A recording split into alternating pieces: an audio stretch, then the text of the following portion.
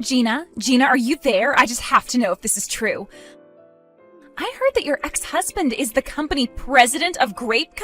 Like, the one that's on all the magazine covers and stuff? His name is George, isn't it? Excuse me? Why in the world are you talking to me about this, Trish? Well, it's just Ben was letting me look through some old family photos that you had in the house. There was an old photo with you standing next to a man, and I finally recognized who he is. It was so weird because the pictures were old, but I felt like I had seen that man from somewhere. And now I finally realized that he's George Grape, the head of Grapeco. Wow, well, I have to say I'm impressed you could tell from such an old photo. Is that all you have to say about it? That's a little underwhelming, to be honest. Well, I'm afraid there's really not much to get all that excited about. I mean, he wasn't a company president or CEO or whatever when we were going out. I didn't hear that he'd started his own company until after he and I had broken up, but I guess now he's some kind of hot shot in the industry. But why didn't you ever try to fix things with him after you heard about who he was? Think about the life you could have had if you did. You could be posting on Insta every day from a new car or showing off your huge house. Just think about it. You should text him right now and ask him out. I'm sorry, Trish, but I really have no interest at all in getting back together with George. In fact, I don't even know if marrying him would mean getting more money.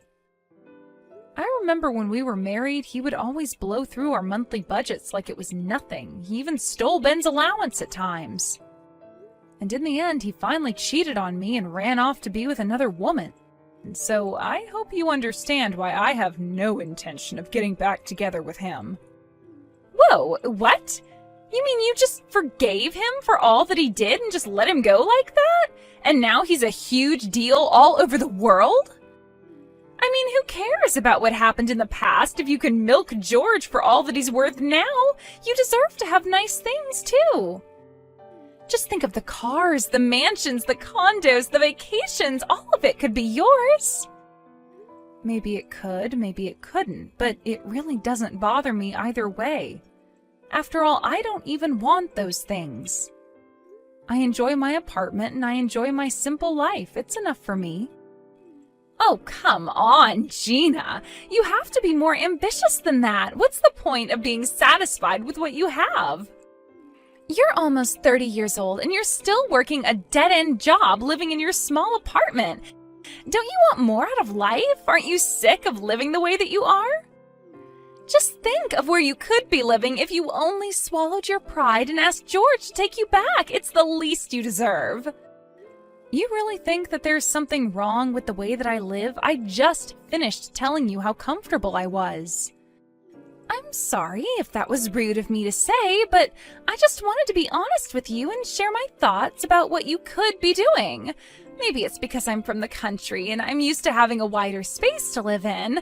To be honest, it's been difficult for me to adjust living in this cramped city. I mean, I feel like a dog in a cage some days that I'm here, and I was just shocked the first time that I came over to your house. Oh, that's right. I forgot that you had moved here from Wisconsin. Was your house really that much bigger? I feel like I could probably fit at least 7 of your apartments in the old house that I grew up in back out there. But to see the house that Ben would have grown up in with you, well, it just kind of really bummed me out. That's why you have to get back together with George. Then there wouldn't be any need for you to live in this tiny apartment anymore. It's not like there aren't big places in the city. You just need more money to get there. Well, while I appreciate your suggestion, Trish, I really just have no intention at all of getting back together with George. It was one of the happiest days of my life when he and I were divorced. Besides, he cheated on me and left me to be with another woman. Why in the world would I want to get with someone who treated me so poorly in the past? Oh my gosh, Gina, I really can't believe how much you are missing the forest for the trees here. I mean, if you're not going to do this for yourself, then can you think of Ben and I at least? Think of all the ways that we could all use George's money. Are you really going to let your pride get in the way of your son's future prosperity?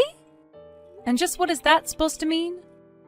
I mean that if you get back together with George, then Ben might have a chance of taking over Grape Co. when George steps down.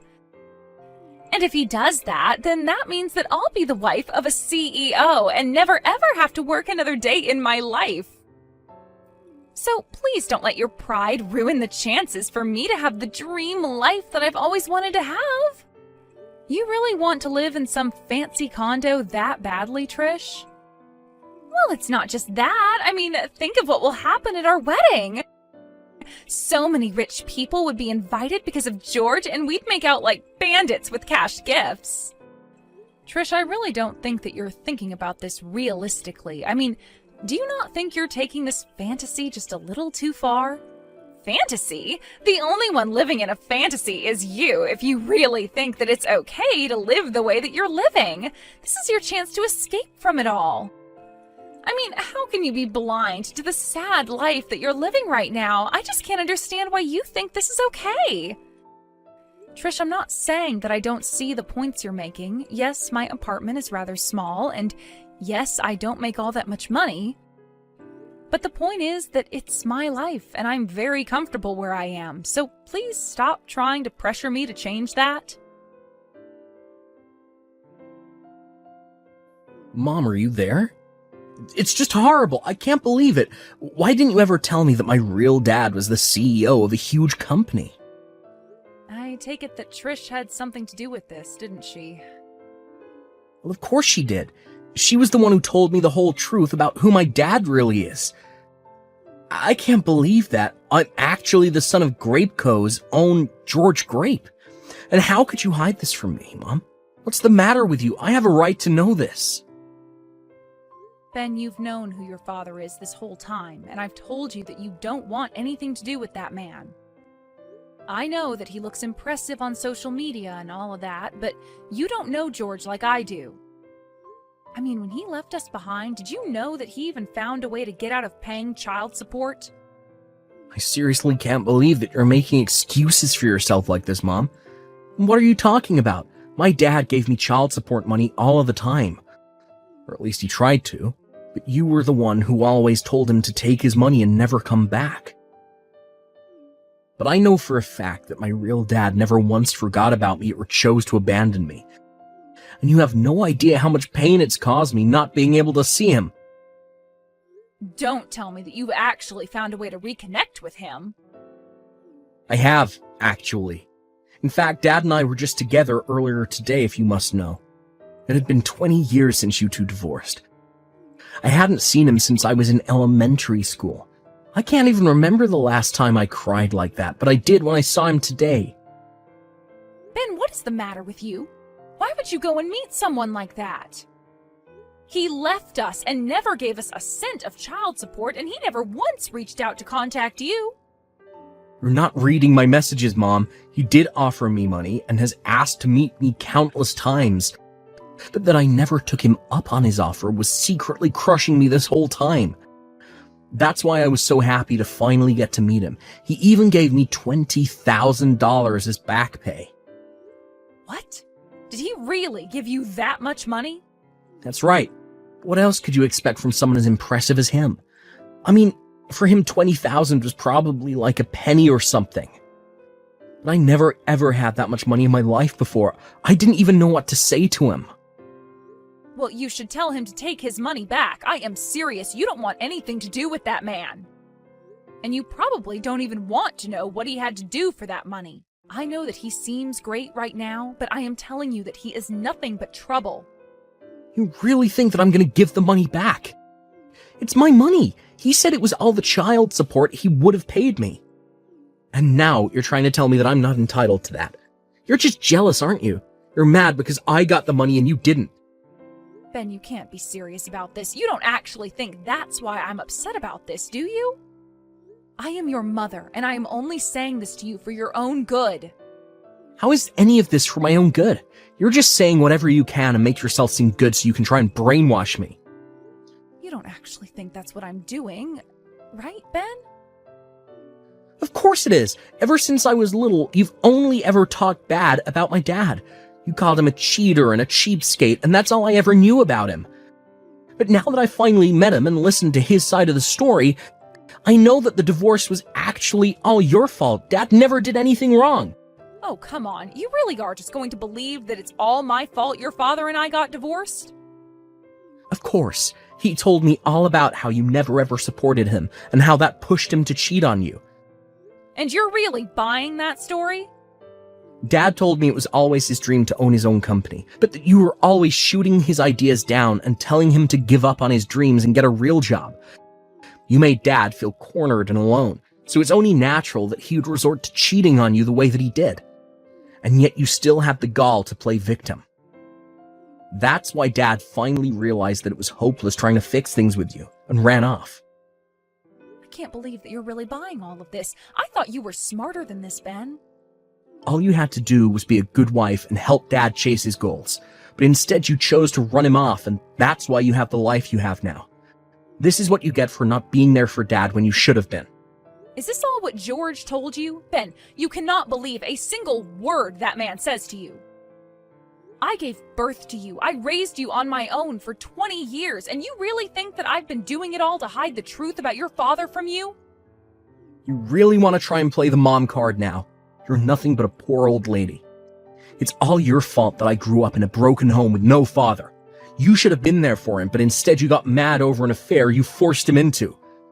I could have been next in the line to take over his company. And just what is wrong with the life I gave you growing up? I never remember you complaining about anything when you were a child. I was always there for you, always did my best to provide for you, and never ever had to send you to bed without making sure you'd eaten that day. I may only work part-time, but over my time working, I strived for any chance at career advancements and raises that I could get. I was even earning as much as a regular employee at my company for a while. Oh, just shut up already. I'm sick and tired of you trying to spin the truth for me.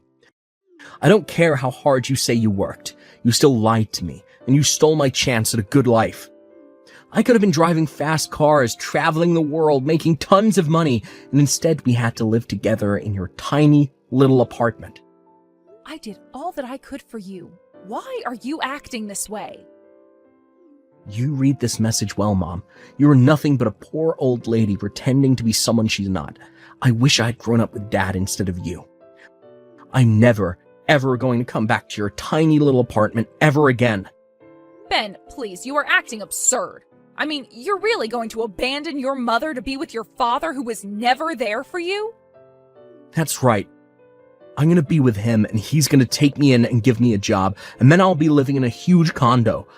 I'll be able to give Trish everything she wants, and we'll go and live with Dad in his penthouse. We'll eat out every night and never have to worry about how the poor live ever again. Well, fine then. You're an adult and you're free to choose how you want to live. If that's what you want, then I won't stop you. But please, never say that you'll never come back home. I'll always be here for you, Ben. No, I don't need to ever go back, and I won't. And I don't need you either. You're no mother of mine, so don't even bother showing up to my wedding. Ben, please, you can't be serious about this, right? Oh, I am. Now have a nice life, Mom. I never want to see you again. Good morning, Gina. I'm sure that you know today is the day that Ben and I are going to get married. Yes, I am aware of that. Can I ask just why you're messaging me about it? Well, it's just that Ben wanted me to remind you that you aren't welcome at our wedding. I know that he told you already, but he wanted me to as well, so we could really drive it home. Just so you know that we aren't joking, and you better not be there. So you mean that you're really okay with this too? You don't care at all that your mother-in-law is banned from your own wedding? Of course I'm fine with it. I have no issue with that at all. In fact, I never wanted you here in the first place. Do you have any idea how embarrassing it is to think about just how poor my mother-in-law is? And so you two are still so convinced about how poor I am, huh? And you're still trying to convince yourself that you're not? Just seeing the state of your house, it was too obvious. But I'm not going to hang around and let my marriage be weighed down by a poor old woman like you. All my friends have great relationships with their mothers-in-law.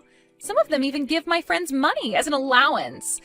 And they told them they'd never ever need any nursing or help when they're older. But you It's obvious that when you're older, you're going to be demanding money from Ben and I, so it's obviously better to get rid of you now. I see. Well, I guess I wasn't aware that you felt so strongly on the matter. It's really not even a choice when you think about it. A poor old mother-in-law or a rich and successful father-in-law. George is going to be our ticket to the top. He's going to let Ben take over his company, and then we'll be living in the lap of luxury for the rest of our lives. I can't believe that Ben is really choosing to live as George's son rather than my own. Are you really? I'm not. I'd make the same choice if I were him. Well, fine then. I'll skip going to your wedding, but I'm not sure you won't regret it. And just why in the world would we do that, huh? I'm done having this conversation with you. You both are adults, and if this is how you want to live your lives, then fine. You think it's not obvious how upset you are over this? Maybe if you showed up to the wedding crying and begging us to let you in, we might change our minds. Oh, I'm afraid I won't be the one crying by the end of this, but you just might be. You're not making any sense at all. What could possibly make me regret marrying Ben when he's going to be rich? You're just a jealous old woman trying to hold on to what's around her as it slips around your fingers. Have a nice lonely life, you old hag. Oh no, what's going on? I am so upset. You have to do something to save this wedding, Gina. Oh no, what's the matter? Don't tell me that things aren't going the way that you planned. What? How did you know? Who told you? Don't tell me it's already on the TV. Apparently George's company is actually on the verge of bankruptcy. Not only that, but he's being sued for fraud since apparently he tried to scam people. Yeah, I did hear about it on the TV, actually. I heard that George is being accused of swindling people out of $60 million. It was also some kind of big investment scam or something like that, yes? But instead, he took all of the money invested and left nothing to show for it to the investors. That's not all, though. George told Ben that he was going to let him take over the company. But now that Ben is all wrapped up in this, we have a bunch of reporters outside our house. They've been there since this morning. Oh, wow. Well, that's really rough for you, isn't it? But that's not the worst of it. The worst is that George managed to escape from the apartment. We have no idea where he is, and he's not picking up our calls. So now we're being accused as conspirators of George. Wow. Well, it sounds to me like you two played right into his hand then, didn't you? But at least you got that $20,000 that George gave to Ben, right? I just hope it doesn't come out that that money was dirty as well. No, you don't think that George was trying to set us up all along, do you? Please, you have to do something to save us. I thought we had finally made it, and then right after our wedding, the news broke. And you two really weren't suspicious of anything at all? You thought you were being handed all this on a silver platter? You should have warned us about George. You should have told us not to trust him. How many times did I tell you why George and I didn't work out? I told you that he lied to and cheated and stole from Ben and I and then ran away with another woman. I told Ben not to take George's money and not to listen to a single thing that liar had to tell him. But you two were so happy at the prospect of a little money and were so quick to blame me for all of your troubles. You two wanted it this way, and now you have to live with it. But don't you dare say that I didn't do enough to warn you. So, good luck. Sounds like you both are going to need it. Good luck? Is that really all you have to say to us? You're really not going to do anything to help us at all? Can't you at least come here and pick us up so that we can escape the sea of reporters outside of George's house? I'm sorry, but you both made it very clear that you wanted nothing to do with me ever again. And now you're asking a poor old woman like me to help you out?